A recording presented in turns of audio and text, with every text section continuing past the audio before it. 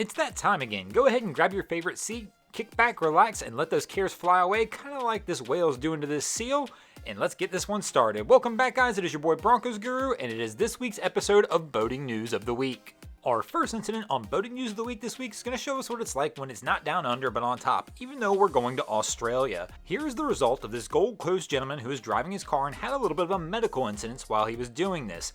All of a sudden he wound up swerving and wound up going right underneath this boat and having it land on his car. Here's some interviews from News 9. I've been in the job 41 years. This is the first time I've seen a boat parked on a car. I was taking a shower and my girlfriend just came in and was crying, panicking.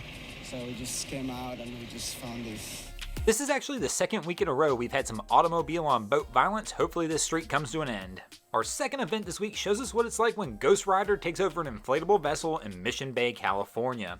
Here you can see this vessel is running around with a tube on the back, but there's nobody on the tube and there's actually nobody in the boat. Unfortunately, the passenger on the tube and the driver of the boat were both ejected into Mission Bay, and unfortunately they also were not wearing a kill switch, and now this has happened. This boat has collided into this sailboat. This does wind up throwing the two passengers from the sailboat into Mission Bay as well. Fortunately, everybody survives this incident, and they got pretty lucky here because somebody could have died, all because somebody wasn't wearing a kill switch.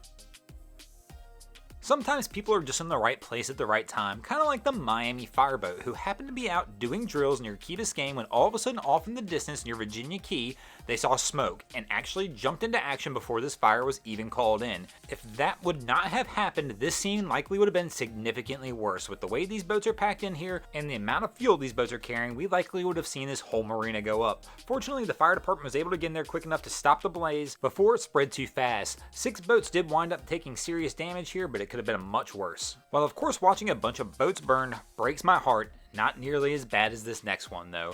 Evinrude, after 110 years of making outboard motors for boats, has decided to hang it up.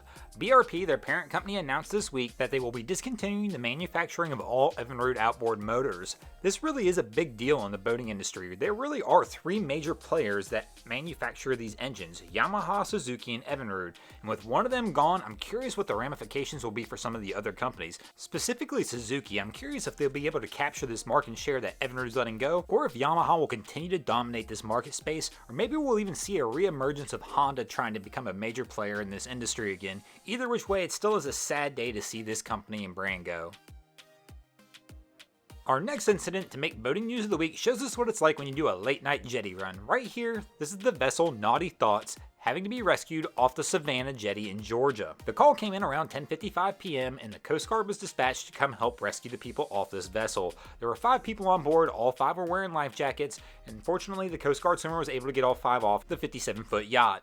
Unfortunately for the yacht though, it was unsalvageable. Sea tow came out and they were not able to get this thing pulled off the rocks, and it wound up being a total loss. I'm still wondering what these 5 people were doing out on a vessel called Naughty Thoughts at 11 p.m. at night that got them so distracted they hit the jetty. Just curious. Thanks for watching, guys. I hope you enjoyed this week's episode of Boating News of the Week. If you ever see anything crazy happening in your waterways, be sure to hit me up on Facebook or Instagram and let me know, and you might see your story over here.